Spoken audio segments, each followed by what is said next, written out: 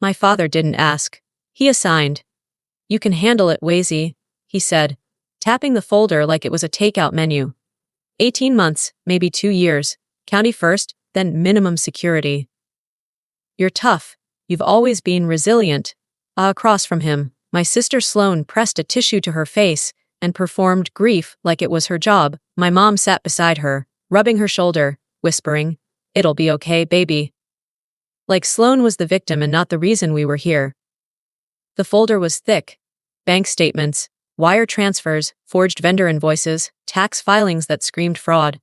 Not small mistakes. The kind of paper trail that ruins lives on purpose. Sloane's fiancé came from money. Old money. The kind that buys silence.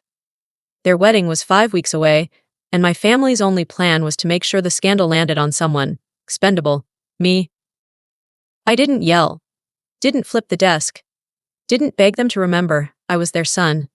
I opened the folder, let my hands shake just enough to look frightened, and said, "I need 24 hours. My father leaned back like a king granting mercy. "Fine. But don't get dramatic. This family needs you to do the right thing." The right thing, apparently, was prison. I walked out of that house with the same calm face I'd used my entire life. I got into my car, pulled away, and didn't even make it to the end of the block before I had to stop. I parked under a busted streetlight, shut the engine off, and stared at my reflection in the dark windshield. You ever have a moment where your whole childhood suddenly makes sense? Because right there, with my hands still tight on the steering wheel, I finally understood the math of my family. Sloane was the investment. I was the insurance policy. For as long as I can remember, my parents treated love like a limited resource. Like if they gave me attention, Sloane would somehow lose her shine. So they built her a stage and shoved me behind the curtain. While I lived in a shoebox apartment and microwaved ramen, like it was a food group, Sloane posted weekend getaways like she was sponsored by the universe. Last spring, she uploaded pictures from a brand retreat in Tulum, sunset spas, linen outfits that cost more than my rent. The caption said "Moartir IP. Jaindido Custos." Her brand had no customers. But my mom commented, "That's my girl!" And my dad liked it. They always liked her lies, as long as the lies looked expensive. And me, in their eyes, I was a quiet office assistant. A background character. Someone who could be useful when needed and ignored the rest of the time. I let them believe that story because it kept them from looking too closely at mine. The truth. I'm a financial investigator. I find what people hide. I work the kind of cases where someone swears they're broke while their money is sitting in 3 LLCs, a cousin's bank account, and a consulting fee paid to a fake employee. My job is to make denial impossible. My parents didn't know any of that because they never asked. Not once. And in that moment, sitting in my parked car, I realized their ignorance wasn't just painful. It was useful. I didn't drive home. I drove to a 24-hour diner off the highway, the kind with burnt coffee and a neon sign that flickers like it's exhausted. I stayed in the car, opened my laptop, and did the most basic thing any adult should be able to do without fear. I checked my credit. I expected a few normal accounts. A student loan. Maybe a small balance from when I was 22 and broke, and trying to build a future without asking anyone for help. The page loaded, and my stomach dropped so hard it felt like falling. My score was wrecked. Not, "Oops, you missed a payment," wrecked. This was a demolition. 3 credit cards I'd never opened. Maxed out. A personal line of credit, charged off. A business loan, tied to a company name that made my jaw lock. A so an Atilar LLC. I clicked into details, hands steady now, heart not. The recovery email on the applications was the same across multiple accounts. My father's email, not Sloane's. My father. I sat there staring at the screen until the diner's neon glow blurred.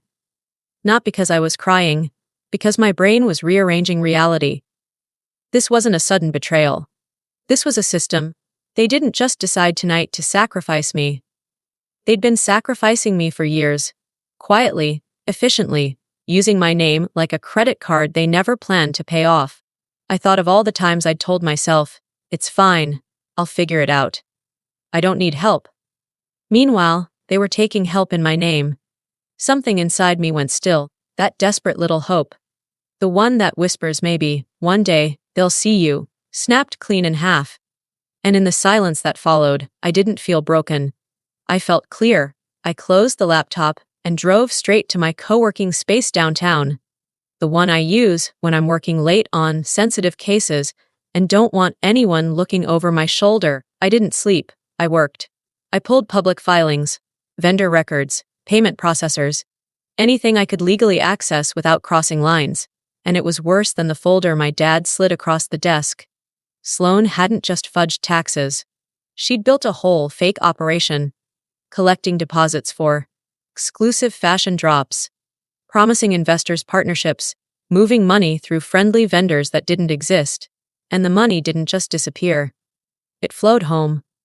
Contractor payments traced back to my parents' address, landscaping services that matched the week my dad installed new stonework out front, consulting retainer, paid monthly to an account my mother controlled. They weren't cleaning up Sloane's mess, they were eating from it. All three of them. A neat, private ecosystem of greed. And I was the scapegoat they'd chosen because, to them, I was already used to swallowing pain quietly. By sunrise, my screen was a spiderweb of connections, names, dates, amounts, and the same pattern repeating. Sloane takes my parents' benefit. I carry the liability. The rational part of my brain told me to go straight to the authorities. The experienced part told me something worse. If I walked in too early, without leverage, they'd spin it. They'd say I was involved. They'd say I was the mastermind. They'd use my silence against me like they always had. I needed protection, not revenge. Protection. So I asked myself one question: what is the one thing they love more than their image? The answer came instantly. The house. My parents' perfect white house in the historic part of town. The one they use like a prop for family holidays and engagement parties and, look at us, dinners.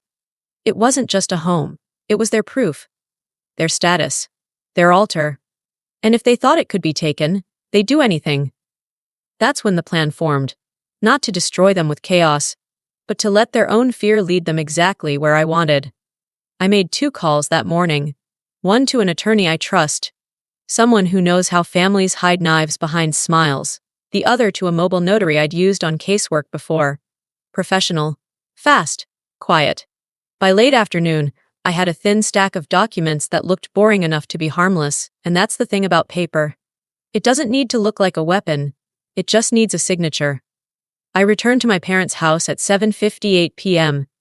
Inside, the mood had shifted. The anger from last night was gone, replaced by impatience, like they were annoyed I hadn't already ruined myself on schedule. Sloane stood near the fireplace, mascara perfect, eyes dry, phone in hand. She was practicing panic, but not well. My father didn't offer a seat. So, you ready to do what you're supposed to do? I lowered my head. Made my voice small. Yes, I said. I'll do it. A relief moved through the room like warm air. My mom exhaled dramatically. Good, you can still be useful. Then I added, right on cue, but there's a problem. My father's face tightened. What problem? I stepped forward like I was scared to speak too loudly. If I plead guilty, I said, they won't just send me away. They'll follow the money, restitution, asset seizure. They'll look at anything the fraud benefited. My mom blinked. What are you saying? I glanced around the room. At the new floors, the renovated kitchen, the fancy furniture Sloane posted like it came from her, brand deals. I'm saying the house becomes part of the story, I said. And if investigators think this property was improved with stolen money, they can freeze it. They can put liens on it. They can turn your perfect little life into a headline. My father's confidence cracked for the first time. They can't just take my house, he said. But it came out like a prayer. They can, I replied. Unless the house isn't yours when it starts. Silence. My mom's hand flew to her chest. Oh my God. Sloane finally looked up from her phone. And in that moment, I watched it happen. Watching their fear override their judgment, the same way it always did. I pulled the documents from my bag. It's a temporary protection step, I said softly. A transfer into a holding arrangement. Just until things cool down. It keeps the home out of immediate reach. Then you take it back. My father flipped through the pages too fast to understand them, only slowing down at the part that mattered. This puts you in control, he said sharply. I nodded like I hated the idea. It has to, I whispered. If your names touch anything right now, it's traceable. I'm the buffer. I hold it and return it later. That's the point. He stared at me like he was trying to remember who I was. But my father has never been good at seeing me. He only sees tools. And I was offering to be the tool that saved his favorite thing. So he did what he always does when he thinks he's winning. He signed. My mother signed. Sloane hesitated for half a second, then signed too, because Sloane has never believed consequences apply to her. At 8:10 p.m., the notary arrived, verified identities, stamped, and left. The second the front door closed behind her, the room changed. My dad's shoulders loosened. My mom poured herself wine like she'd earned it. Sloane's face brightened like a storm had passed. My father looked at me with a familiar kind of contempt. You really are built for this? He said, taking hits, staying quiet. My mother didn't even look up from her glass. Don't start acting important, Wasiy. This is what you're for. Sloane smirked. Just make it clean. I'm not losing my wedding over your incompetence. That word, for, hit harder than any insult. Because it confirmed everything. I wasn't their son.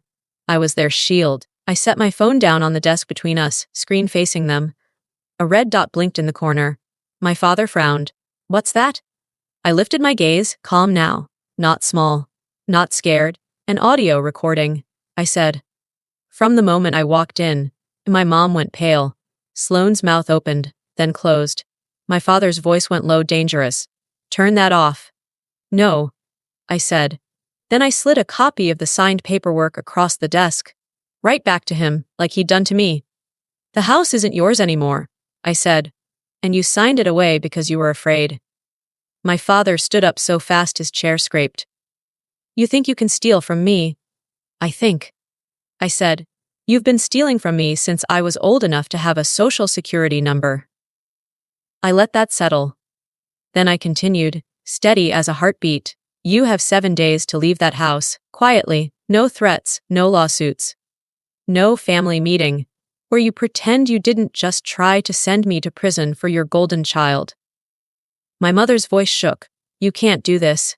I already did, I said. Sloane tried to speak, tried to weaponize tears. I cut her off.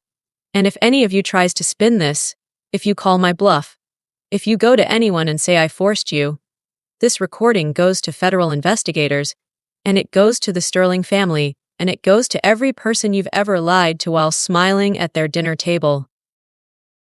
My father's face twisted between rage and calculation. Because he understood the trap.